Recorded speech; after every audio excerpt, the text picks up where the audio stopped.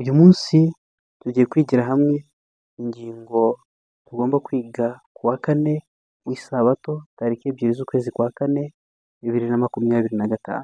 Ingingo y'umunsi iravuga ngo kwiga ijambo. Abadivantisiti b'umunsi wa karindwi bafite byinshi bakesha Bibiliya mu mirere byerekeranye n'uburyo yasobanukiwe n'ubuhanuzi bwa Bibiliya. Nubwo uko yari asobanukiwe n'amasomo y'ingenzi nk'irya Daniyeli 8:14 bitari byuzuye, uburyo mirere yakoreshaga nyamara bwari ingenzi, kuko bwateguriye inzira yo kuvuka k'urugaga rw'abasigaye mu gihe giheruka. Daniyeli 8:14 hari isomo ry'ingenzi rikomeye cyane rivuga ngo, arabasubiza ati bizageza iminsi 2,300 uko bukeye bukira, nyuma ubuturo bwera buzabone kwezwa. Aha harimo ubwiru bukomeye cyane, aho Daniyeli yasobanuye iby'iminsi 2,300 no kwezwa k'ubuturo bwera bwagombaga kwezwa nyuma y'iminsi 2,300 ari ingana n'imyaka 2,300. Nubwo rero William Mirere mu gihe cye atasobanukiwe neza byuzuye n'iri somo, ariko itorero ry'Abadivantisiti b'umunsi wa karindwi rifite byinshi by'ingenzi bikomora kuri William Mirere, kuko yeretswe ukuri kw'icyo gihe, kandi akaba ariho havukiye urugaga rw'itorero ryasigaye rifite ukuri ko muri iki gihe.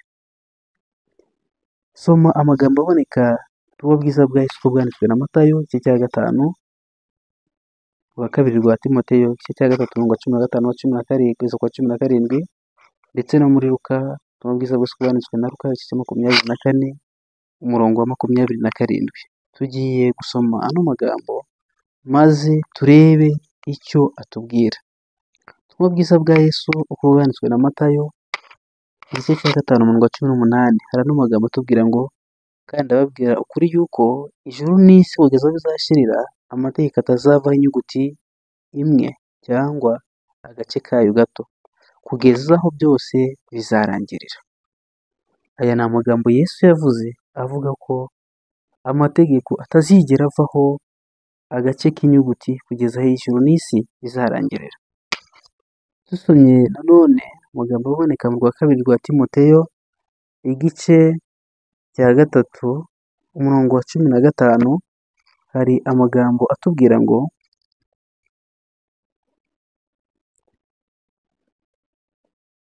kandi uzi yuko uhereye mu buto bwawe wamenyaga ibyanditswe byera bibasha kumenyesha ubwenge bukuzanira agakiza gaheshwa no kwizera Kristo Yesu. Ibyanditswe byera byose byahumetswe n'Imana kandi bigira umumaro wo kwigisha umuntu no kumwemeza ibyaha bye no kumutunganya no kumuhanira gukiranuka, kugira ngo umuntu w'Imana abe ashyitse afite ibimukwiriye byose, ngo akore imirimo myiza yose. Ubutumwa bwiza bwa Yesu uko bwanditswe na Luka igice cya 24 umurongo wa 27. Haravuga ngo, atangirira kuri Mose no ku bahanuzi bose, abasobanurira mu byanditswe byose ibyanditswe kuri we. Aya ni amasomo tumaze gusoma, aho tubonye ko Matayo yavuze ngo amategeko ntazigera avaho agace k'inyuguti nubwo kaba gatoya, kugeza aho ijuru n'isi bizarangirira.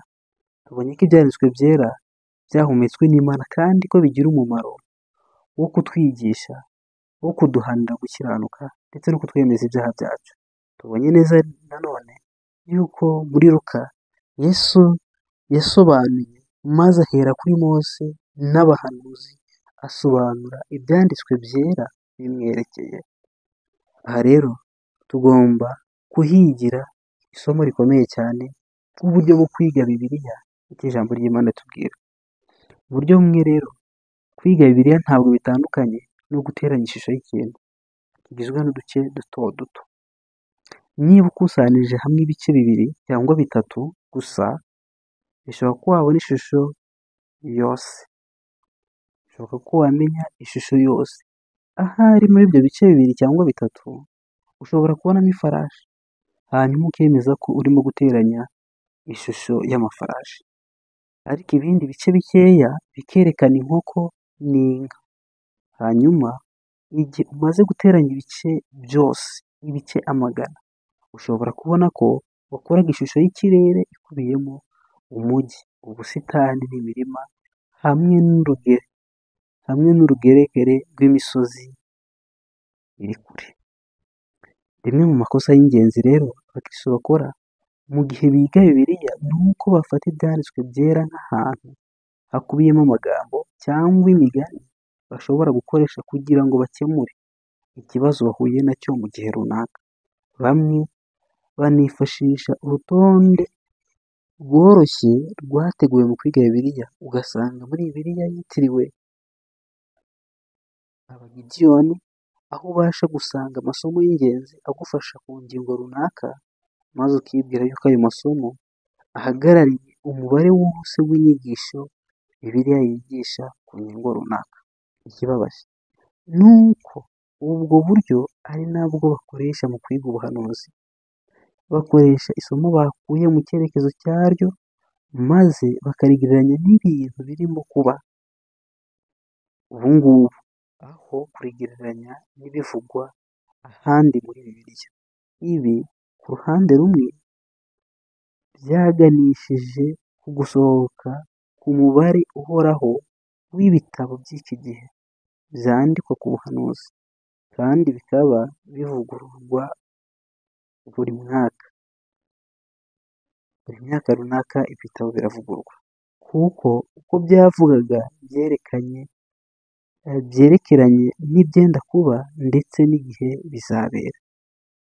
Akaba ariyo mpamvu ari ingenzi cyane kudapfa guhitamo amwe mu masomo runaka avuga ku ngingo yihariye, ahubwo ibiramambo bikaba ari ingenzi cyane ko umuntu yigana ubushishozi ikintu cyose Bibiliya ivuga kuri iyo ngingo, hamwe no kwita ku cyerekezo ikivugwa cyavugiwemo.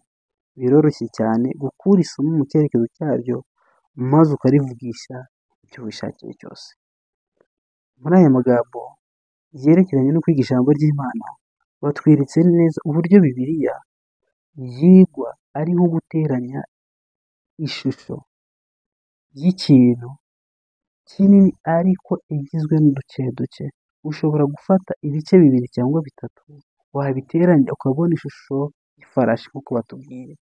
Iyo umaze kubiteranya ukabona ishusho y'ifarashi, maze ugatanga umwanzuro uvuga ko urimo guteranya amashusho y'amafarashi.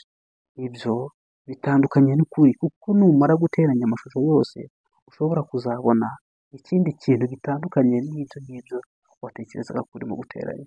Bityo rero dukwiriye kwirinda amakosa yo gufata Bibiliya tukayijeneraliza bitewe n'imyumvire yacu cyangwa ibyo dushaka kugeraho.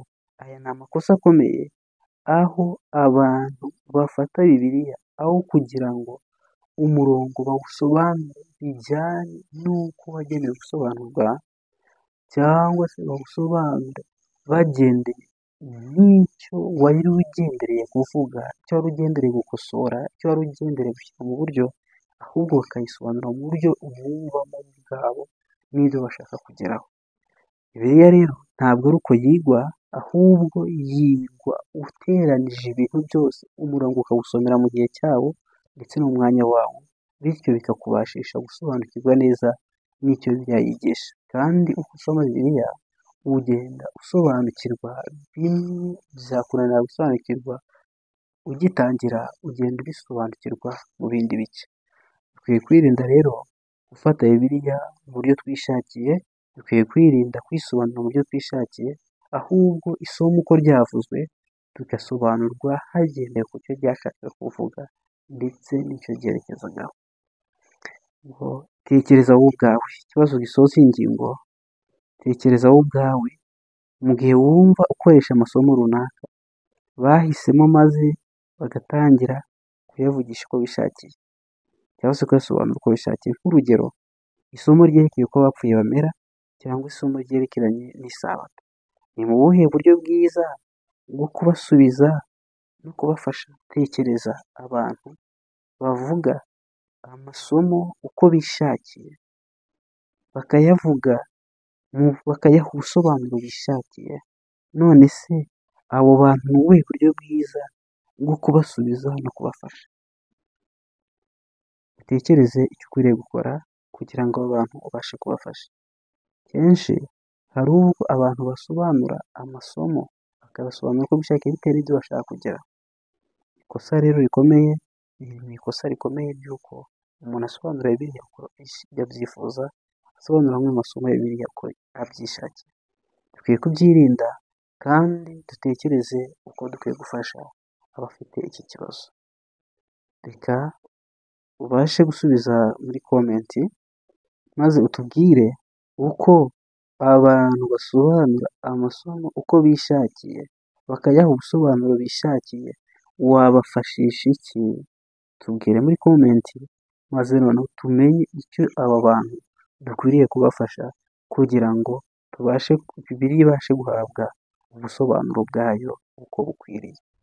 Uwiteka atugirire neza kandi atubashe kwiga ijambo rye mu buryo bwa nyabwo, dufate ubusobanuro bwaryo nk'uko bukwiriye. Uwiteka atugirire neza mu izina rya Yesu.